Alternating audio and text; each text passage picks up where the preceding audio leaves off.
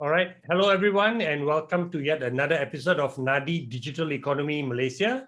Thank you for joining us. And one of the important things to specify is that when we talk about stories, it's not just DNA stories that we pick. It's very important because obviously, with a small team, we cannot be writing about all the most important stories that happen in Malaysia this week, right? In Malaysia's digital economy this week. And this week, actually, only 2 or 3 of the stories are our own. The rest are from other publications. And so that gives us, and that gives you a much more valuable experience and time, cost of your time, right? When you listen to our shows, okay? So with that, we're going to get started. And I guess, Dzof, we've got a couple of stories, not a couple means 2, but more than a few. And you're going to start off with this first story, which actually is quite interesting, right? And it comes from The Edge, right? Written by The Edge.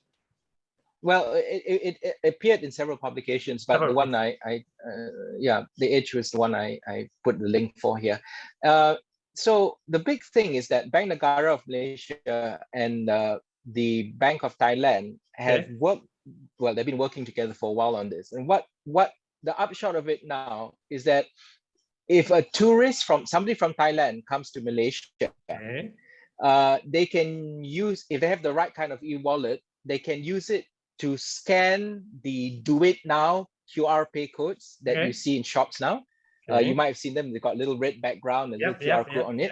Then they can pay for stuff using their Thai e-wallet, which is quite phenomenal, right? So instead of having to, for example, change your Thai baht into Malaysian ringgit and then buy your pisang goreng with that, you can, I say my Uncle Chakoy down the road, you can now use your e-wallet. And this is the first phase of what they call a 3-phase project between Bank Negara Malaysia and Bank of Thailand. The second phase is, of course, to allow Malaysians who go to Thailand to use the product is called and buy stuff there. And then eventually in phase 3, we're going to step up to cross-border remittances. So it's actually getting more and more serious as you go down the phases, right? That's it, right? It's, now, the digital economy just gaining momentum. Digital economy, if this is just between Malaysia and Thailand, it would be interesting, okay. But actually, you should see this as a bigger picture as the ASEAN Payment Connectivity Initiative, right? Which plans to connect all countries in Southeast Asia.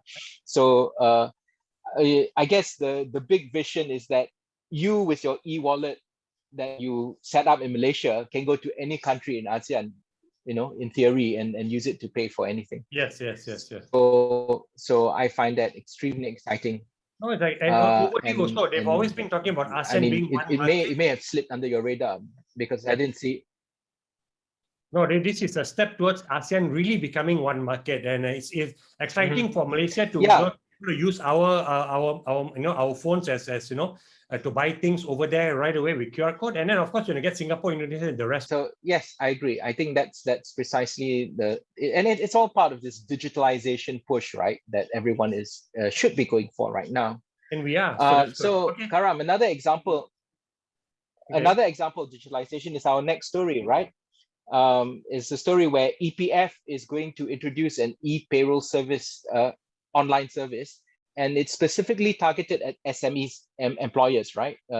Like DNA is an SME employer. So this product is called e-Payroll, and it's a digital service, and it's part of the EPF's bigger portal, the iAccount portal. Yes. And the idea is that if you are an SME and you're still not got your employees on some sort of online or electronic system, EPF is now saying you can do it through this e-Payroll system, and it's free. And of course, being EPF's product, it will then it's free, and then it will handle all the deductions and all the calculations for you automatically.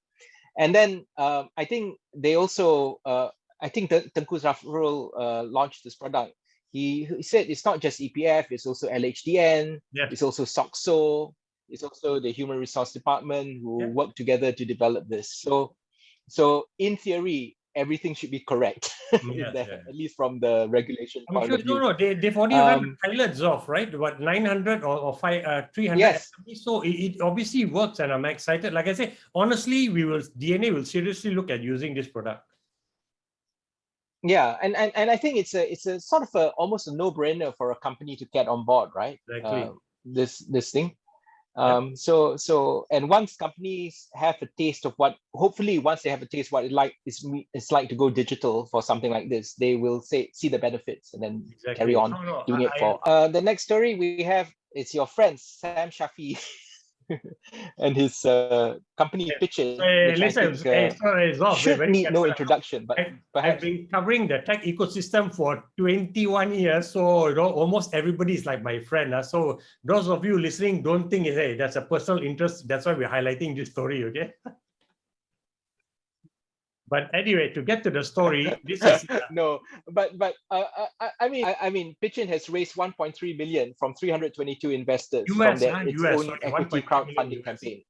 Yeah. Yeah, yes, 1.3 million US, and I think what really struck me is that amongst these 322 investors, included some quite recognizable names, right? Like Ganesh, sorry. Ganesh Kumar Banga, who's actually one of the leading startup entrepreneurs in Southeast Asia. Forget about Malaysia, correct? He's one. And then also significantly, there's a and then let me take over from here, Zof. There's also a CFO of a MNC, right? And he's the Asia Pac CFO.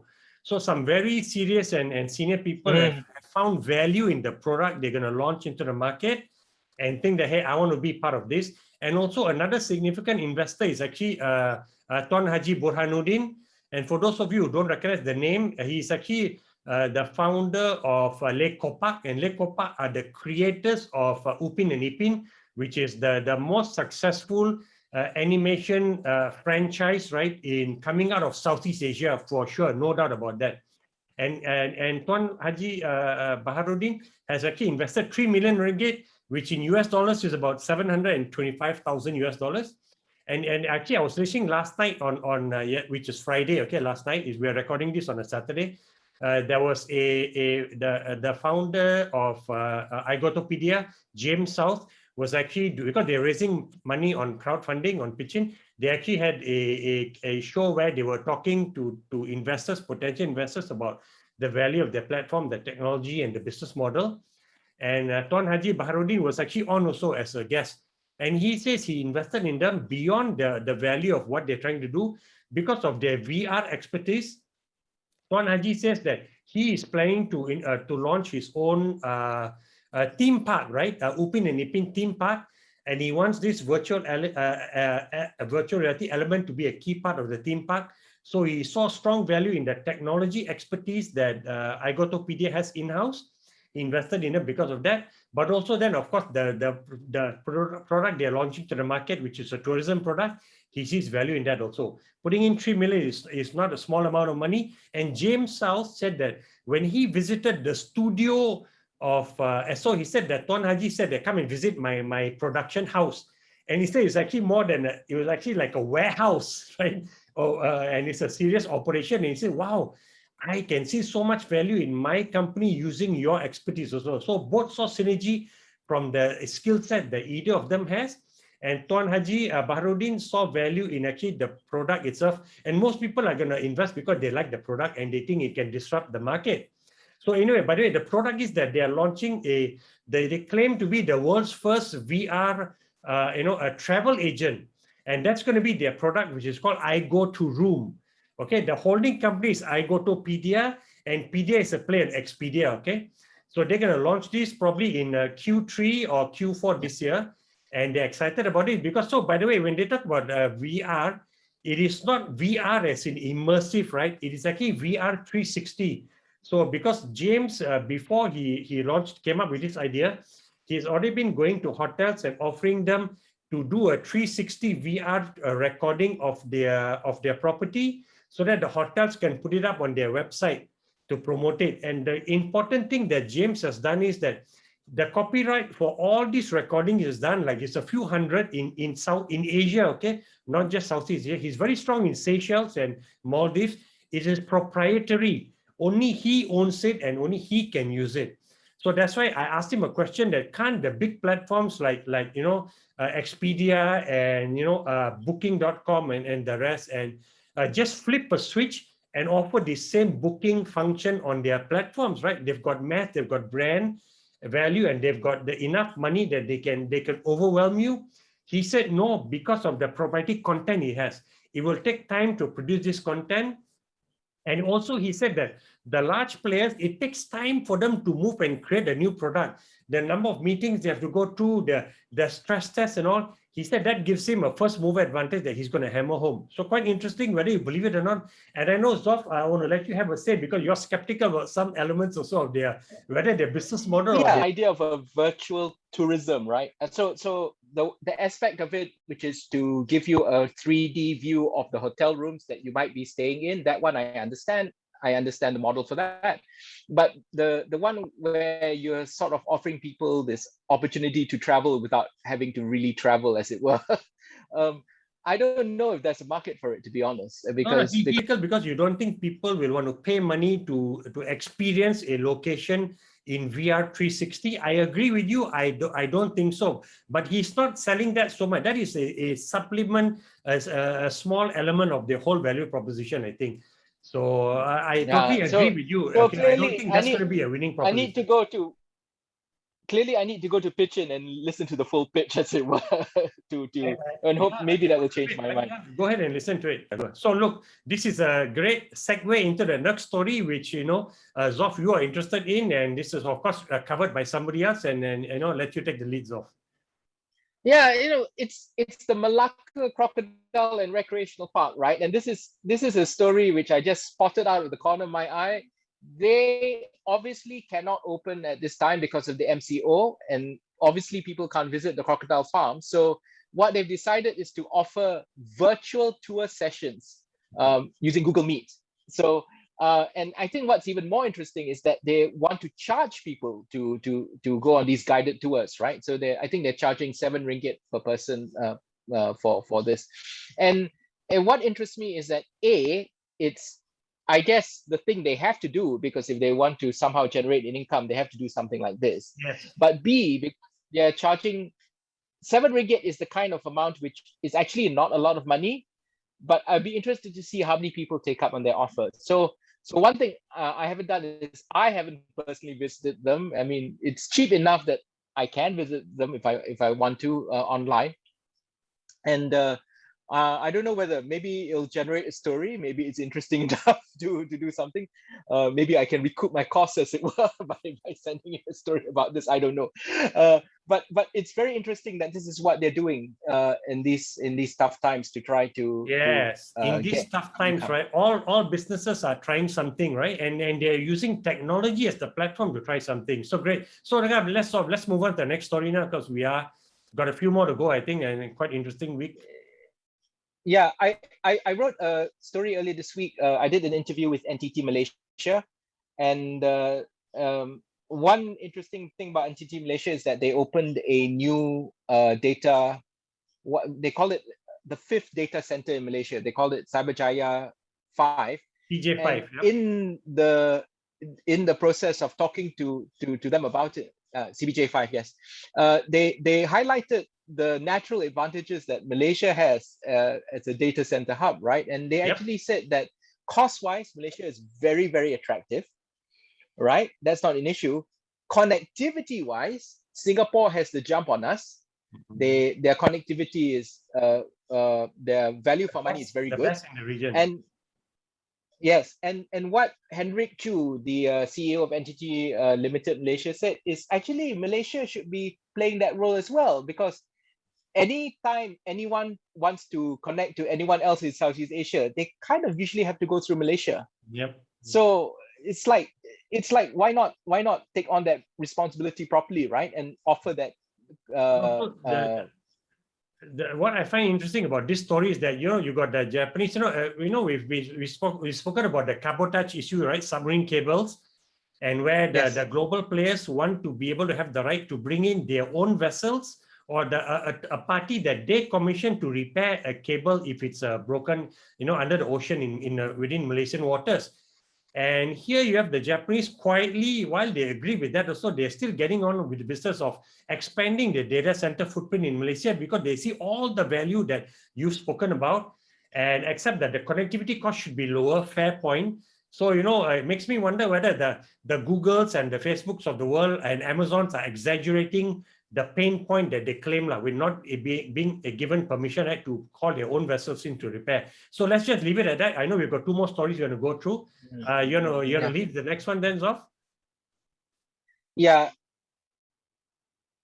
So the next story is it's a story about the Minister of Communications and Multimedia, who had issued a ministerial order for the 900 megahertz mobile spectrum.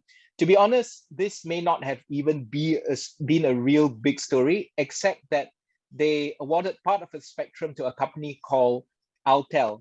And the reason why that raised a lot of eyebrows was because Altel was the same company that when they were proportioning out the 5G spectrum last year, this was a company that was seen to have been snuck onto the list, right? And there was a large hoo-ha about it last year, and the main issue being that the award of the spectrum was not really done in a very transparent way. So for it to happen again, albeit a different part of the spectrum, it's actually what has caused people to sort of question, hang on, are we seeing the same problem raise its ugly head again? I don't know, Karam, you said something about the 900 megahertz spectrum compared to the 700 megahertz spectrum that perhaps so the industry doesn't think the 900 is that critical a spectrum for them. That's why there's not been too much of a hoo-ha. I was just talking to a vendor before coming on the show, and he's actually busy preparing to submit a bid for the 5G spectrum, right? Not spectrum, sorry, to build the 5G network for Malaysia, which is under Digital National Berhad. So he told me that the 900 spectrum is not that big a deal. Everyone's happy what they have with their existing spectrum. And the 700 was the key spectrum when it was given a big hoo-ha. But that 700 spectrum has now been given to Digital National Berhad. And they're going to use it as part of the swath of spectrum they have to roll out 5G. So that's why this is not too big an issue. But also, if you go to the website of the Malaysian Communication and Multimedia website, MCMC, and look at the ministerial order, it is actually there. You'll find this one line, they said that the government still reserves the right to change its mind. So, if we end up having a change of government, and I suspect everyone thinks there will be when the election next year comes, this is going to come up very fast. I don't know. I mean, I'm not going to talk big about politics. Leave that to me and let me stick my neck out, okay? Okay, now look, with that now, thank you very much. You've come to the end of another episode of Nadi Digital Economy Malaysia, and we'll see you again next week. Okay, let me end.